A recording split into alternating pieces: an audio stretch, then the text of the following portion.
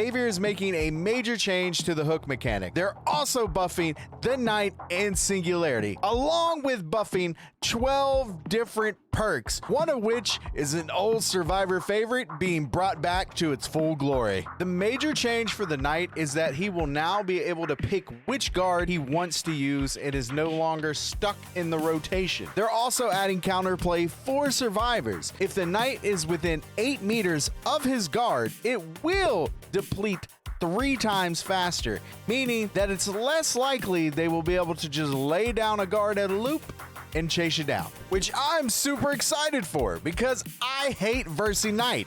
I don't like losing because someone pushed a button. They're also going to buff all the pallet breaks and detection range for all of his guards. Solid. They wrote a goddamn novel for the Singularity. I'm not gonna go over all of these, but I'll hit the highlights. First thing I notice is that they are making him much more accessible as a killer. This is being achieved by adding aim assists whenever you use the slipstream. This will help out controller players immensely.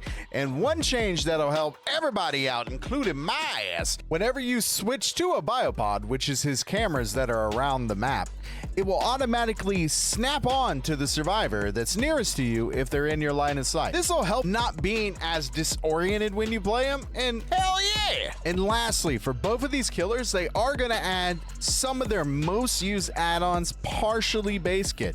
For the Knight, they're going to add Pillage Meat and Map of the Realm, and for old Larry, they're going to give him Soma Family Photo, which is an add-on I use every time I play him. Come to think of it, I use Map of the Realm every time too. I like this change. Hooks will now respawn 60 seconds after a survivor is sacrificed on them. This is great, especially on maps like Midwich, where you can hook a survivor in the corner, and then after that hook is gone, that is just a safe corner. It's also a passive buff to Scourge hooks, because now you won't lose them when someone dies. Babysitter is getting a buff, and it might be one of the best anti-tunnel perks in the game now. The duration of the speed boost you get from Babysitter is now going to be 30 seconds, and it does stack for the base kit speed boost you get when you come off the hook. This is going to be a great anti-tunnel perk, but I bet no one uses it. They buff the amount of hills that happen with Resurgence and Solidarity. I think the main problem with both of these perks is that Hemorrhage absolutely destroys them. I think because these perks are so niche, if you would just make it so it would pause the Hemorrhage timer for like 5 seconds, more people would possibly pick them up, but nope, everybody gonna run the same.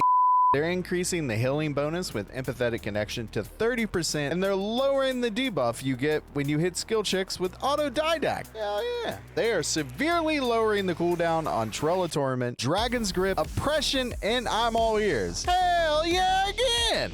Both Machine Learning and Darkness Revealed are gonna have their durations buffed significantly, which are both extremely fun perks in my opinion, so I'm down for. And lastly, what used to be one of the top 3 most used perks in all of Dead by Daylight, Iron Will, is going back to 100%. This patch, as far as I'm concerned, is nothing but W's. I have never seen a post on DBD Twitter from Behavior that everybody wasn't bitching. Kinda afraid.